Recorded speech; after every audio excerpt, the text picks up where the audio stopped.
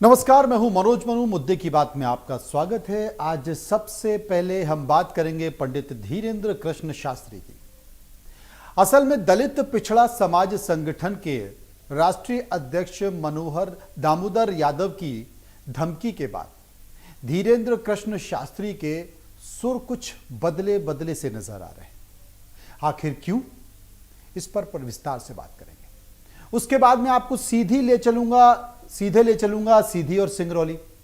सीधी की जहां पर बात करेंगे सिविल सर्जन डॉक्टर एस.बी. खरे के मुंह पर शिवसेना के कार्यकर्ताओं ने कालिख पोत दी है। उसके बाद सिंगरौली, जैसे मैंने कहा कि सिंगरौली के सांसद हैं, सीधी के सांसद हैं डॉक्टर राजेश मिश्रा। आज उन्होंने धरना दे दिया। था तो धरना, लेकिन उसे हम हवन के तौर पर देखें, बाधा निवारण हवन इसका नाम दिया गया। ऐसा क्यों कहा गया, इस पर भी बात करेंगे। और आखिर में बात करेंगे देश के केंद्रीय कृषि मंत्री शिवराज सिंह चौहान के बेटे कार्तिकेय सिंह चौहान को सांसद खेल महोत्सव के जरिए राजनीति में लॉन्च करने की तैयारी थी, लेकिन किसकी नजर लग गई, उस पर भी चर्चा होगी तथ्यों के साथ। लेकिन पहले बात पंडित धीरेन्द्र कृष्ण शास्त्री की कि धीरेन्द्र कृष्ण शास्त्री के स्वर आखिर बदले बदले से क्यों नजर आ रहे हैं। हुआ यूं कि दलित पिछड़ा समाज संगठन के राष्ट्रीय अध्यक्ष दामोदर यादव और बागेश्वर धाम के पंडित धीरेन्द्र कृष्ण शास्त्री के बीच विवाद हुआ, और विवाद इस करदर तक जा पहुंचा कि दामोदर यादव की ओर से उनकी सनातन हिंदू यात्रा का विरोध कर दिया गया। उसे रोकने की मांग कर दी गई। इसे रोकने के लिए हाईकोर्ट में भी याचिका दायर कर दी गई और राष्ट्रपति को भी एक ज्ञापन भेज दिया गया। बागेश्वर धाम के पंडित धीरेन्द्र कृष्ण शास्त्री के स्वर अब बदल गए हैं। मैं क्यों कह रहा हूं, क्योंकि जब विरोध किया गया, विरोध करने के बाद में फिर हाईकोर्ट में याचिका लगाई गई। याचिका लगाने के बाद राष्ट्रपति को ज्ञापन दिया गया। यह कहा गया कि पंडित धीरेन्द्र कृष्ण शास्त्री संविधान के खिलाफ जाकर काम कर रहे हैं, क्योंकि धीरेन्द्र शास्त्री 7 नवंबर से 16 नवंबर तक दिल्ली से वृंदावन तक करीब 170 किलोमीटर की लंबी सनातन हिंदू एकता यात्रा निकालने जा रहे हैं, जिसका विरोध कर रहा है समाज। दामोदर यादव, उनका यह कहना है, जो दलित पिछड़ा समाज संगठन है, उनका यह कहना है कि यह यात्रा गैर संवैधानिक और सांप्रदायिकता फैलाने वाली यात्रा है, इसीलिए इस यात्रा को रोका जाए। क्योंकि जो देश का संविधान है, वो देश का संविधान भारत को हिंदू राष्ट्र का दर्जा नहीं दे सकता है। तो फिर धीरेन्द्र शास्त्री इस तरह की मांग कर ही क्यों रहे। आपको यह भी बता दें कि धीरेन्द्र कृष्ण शास्त्री ने बाकायदा एक प्रेस कॉन्फ्रेंस भी की। शुरू में जब दामोदर यादव का बयान आया, तो श्रीमान दामोदर यादव के बयान के बाद पंडित धीरेन्द्र कृष्ण शास्त्री ने एक कार्यक्रम में मंच से कहा कि एक शख्स है, उस शख्स ने यात्रा का विरोध किया है, जो हिंदू राष्ट्र बनाने की यात्रा है उसका विरोध किया है। मैं इस शख्स को जानता नहीं हूं, लेकिन मेरा अगर उनका नंबर मेरे पास होता तो हम फोन पर ही उसकी ठटरी बना देते। चूंकि अब इस शख्स ने मुझे छेड़ दिया है, तो मैं इसे छोड़ूंगा तो बिल्कुल भी नहीं।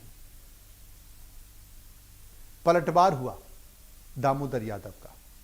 दामोदर यादव ने कहा है कि अगर तुम्हारी हिम्मत है तो मेरा कुछ बिगाड़ कर दिखा दो, देखता हूं कि तुम कितने बड़े संत हो, कितने बड़े पंडित हो और कितने बड़े जादूगर हो, पुड़िया खोल कर दिखा दो। अचानक ऐसा क्या हुआ कि एक के बाद 1, 2, 3, 4, 5, 6 पूरे इलाके में, ग्वालियर, दतिया, छतरपुर, तमाम जगह, भोपाल में जाकर, दिल्ली में जाकर दामोदर यादव जब प्रेस कॉन्फ्रेंस करने लगे, तो फिर अचानक से धीरेन्द्र कृष्ण शास्त्री के स्वर बदल गए। धीरेन्द्र कृष्ण शास्त्री ने पत्रकारों के सवाल का जवाब देते हुए कहा कि हम उनके बारे में कुछ भी कहना नहीं चाहते, हमें कुछ भी नहीं करना है, उनको जो करना है करे, हमें उनसे कोई मतलब नहीं है। यानी कि छेड़ोगे तो अब हम छोड़ेंगे नहीं का जिक्र करने वाले पंडित धीरेन्द्र कृष्ण शास्त्री के स्वर बदल गए हैं और वो कहने लगे हैं कि हमें अब कुछ नहीं करना है। सुन लीजिए किसकी क्या बातें। बागेश्वर धाम के एक शास्त्री हैं धीरेन्द्र शास्त्री, वो एक यात्रा पहले निकाल चुके थे और फिर से एक यात्रा निकाल रहे हैं जिसको उन्होंने नाम हिंदू एकता यात्रा का दिया है। सनातन एकता, हिंदू एकता, इस तरह का कुछ दिया है। असल में वो स्पष्ट तौर पे ये कह रहे हैं कि हम हिंदू राष्ट्र बनाने को लेकर ये यात्रा कर रहे हैं। मेरा स्पष्ट इसमें कहना है दलित पिछड़ा समाज संगठन का भी और हमारे आज़ाद समाज पार्टी भीम आर्मी के सभी साथियों का कि ये देश धर्मनिरपेक्ष देश है भारत के संविधान के अनुसार। तो इसलिए इस देश को अगर किसी एक धर्म का बनाने की कोई यात्रा करता है तो वो गैर संवैधानिक भी है और निश्चित रूप से धीरेन्द्र शास्त्री तो फिर इस देश में सांप्रदायिकता फैलाने का प्रयास भी कर रहे हैं। इसलिए हमारे दलित पिछड़ा समाज संगठन ने पिछली 20 तारीख को, आज से लगभग 11 दिन पहले, महामहिम राष्ट्रपति को चिट्ठी लिखी थी, उनको मेल भी किया था और उनसे आग्रह किया था कि इस यात्रा को रोका जाए। उसके बाद उनको मेल किया, उसके बाद फिर 3 दिन 4 दिन पहले फिर से हमने रिमाइंडर किया। अगर राष्ट्रपति जी से कल तक परसों तक कोई उत्तर आ जाता है तो, क्योंकि अब ये नेशनल मीडिया भी दिखा रही है, तो मुझे लगता है कि शायद राष्ट्रपति के यहाँ से कोई ना कोई एक्शन हो। अगर नहीं होता है तो सोमवार को हम लोग कोर्ट जा रहे हैं यात्रा को रुकवाने के लिए। धीरेन्द्र को मैं एक संत नहीं मानता, और संत इसलिए नहीं मानता क्योंकि कोई संत, परसों धीरेन्द्र शास्त्री ने हरियाणा में एक मंच पे मुझे गालियां देने का काम किया और मुझे मारने की धमकी दे रहा है, आडंबर और पाखंड फैलाने का काम कर रहा है। इसको तत्काल प्रभाव से न सिर्फ इसकी यात्रा बल्कि इसकी कथाएं भी बैन होना चाहिए, क्योंकि धार्मिक कथाओं के माध्यम से ये उन्माद फैलाने का काम कर रहा है। धीरेन्द्र शास्त्री, आडंबरी धीरेन्द्र शास्त्री, पाखंडी धीरेन्द्र शास्त्री, संविधान विरोधी धीरेन्द्र शास्त्री, इस बात का जवाब दो। मुझे पता नहीं था कि तुम भूमाफिया भी हो, और अगर भूमाफिया नहीं हो तो जरा बताओ, डबरा में जिस मंदिर का उद्घाटन करने जा रहे हो, जो 100-125 एकड़ पे मंदिर बना है, वो जमीन कहां से आई? जिन श्रीमान ने वो मंदिर बनवाया उनसे भी पूछ रहा हूं, मेरे जिले के हैं, बताओ वो जमीन कहां से आई? शुगर मिल हुआ करता था, उस शुगर मिल के में किसानों का करोड़ों रुपया खाया है, और शुगर मिल को वो जमीन सरकार ने लीज पे दी थी। और अगर सरकार ने किसी जमीन को लीज पे दिया है तो क्या वो जमीन वो व्यक्ति जिसको लीज पे मिली है किसी दूसरे को दान में दे सकता है? कंपनी एक्ट के हिसाब से नहीं दे सकता है।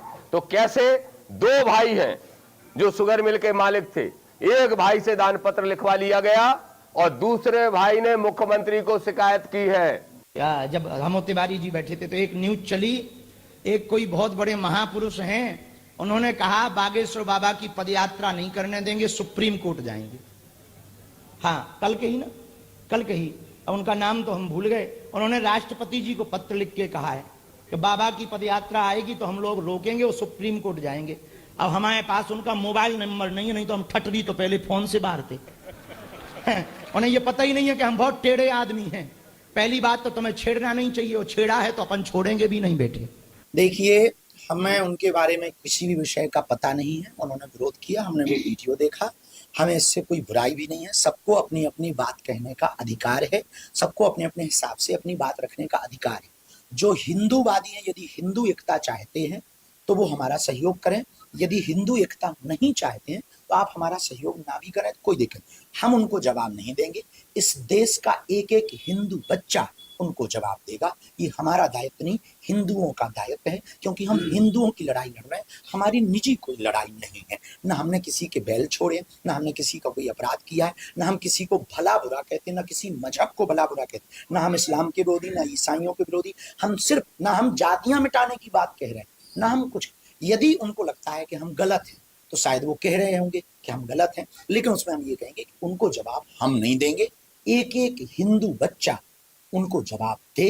यदि हम गलत हैं तो हमारा विरोध करें, और यदि वो गलत है तो उनका विरोध। बाकी हम उनको यही कहेंगे, भैया आप हमारी विचारधारा को समझ लोगे तो शायद आप, हमारी लड़ाई है अधिकार की, हमारी लड़ाई है हिंदुओं के एकता की। हम ये चाहते हैं कि जब 1947 में 1947 में देश आजाद हुआ है, इस बात पर आजाद हुआ कि एक विशेष मजहब के लोगों ने एक जमीन मांगी और उनको वो दी गई, लेकिन अर्ध रूप से बंटवारा हुआ, पूर्ण बंटवारा नहीं हुआ। हम चाहते हैं इस देश में कि आप, यदि आपने एक मजहब के मांग पर एक टुकड़ा दे दिया तो अब शेष बचे हुए भागों को हिंदू राष्ट्र होना चाहिए। और यहां पर बहुतायत मात्रा में 80 करोड़ हिंदू रहते हैं, लेकिन विदेशी ताकतों ने क्या किया कि हिंदुओं को जातियों में विभाजन करके उनके ब्रेन को वॉश कर दिया। तो हमको ये लगता है कि विदेशी ताकतों की बड़ी साजिश है, इसलिए वो ऐसा कर रहे हैं, लेकिन हमारी उनसे कोई बुराई नहीं। पंडित धीरेन्द्र कृष्ण शास्त्री, जिनको अभी हम सुन रहे थे, उस बात का जिक्र कर रहे थे कि जब एक विशेष समुदाय के लिए इस देश का एक टुकड़ा दे दिया गया, यानी कि वो पाकिस्तान का जिक्र कर रहे थे कि मुसलमानों के लिए पाकिस्तान का टुकड़ा दे दिया गया, तो फिर सारे मुसलमानों को वहाँ होना चाहिए और जो बहुत अल्पसंख्यकों को वहाँ होना चाहिए और जो बहुसंख्यक हैं यानी कि जो हिंदू हैं उनको यहाँ पर होना चाहिए। लेकिन अंग्रेज़ों ने एक ऐसी नींव डाल दी कि इस देश में जाति व्यवस्था का बीज बो दिया जो देश को खोखला कर रहा है। मेरा ये मानना है, मेरी ये मांग है पंडित धीरेन्द्र कृष्ण शास्त्री से, अगर वो हिंदू राष्ट्र बनाने की बात कर रहे हैं, स्वागत है उनका, कोई भी कर सकते हैं। अगर दामोदर यादव इसका विरोध कर रहे हैं संविधान के मद्देनजर, संविधान का जिक्र करते हुए, उनकी भी बात का स्वागत है। लेकिन सबसे ज्यादा धर्मांतरण, सबसे ज्यादा लब जिहाद अगर कहीं पर होता है और सबसे ज्यादा जाति व्यवस्था अगर कहीं पर है तो वो बुंदेलखंड में है, वो बुंदेलखंड के छतरपुर में है। मैं पंडित धीरेन्द्र कृष्ण शास्त्री से मांग करूंगा कि सबसे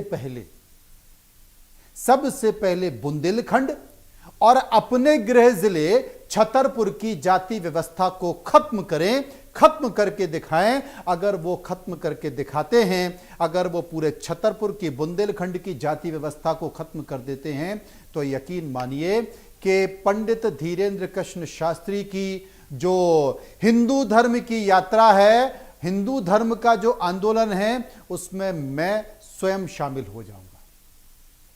और अपने घर की जो मूल समस्या है, धर्मांतरण, लब जिहाद और जाति व्यवस्था, इसे ना खत्म करते हुए वो दिल्ली से वृंदावन की यात्रा कर रहे हैं, तो क्या छतरपुर की व्यवस्था बदल जाएगी?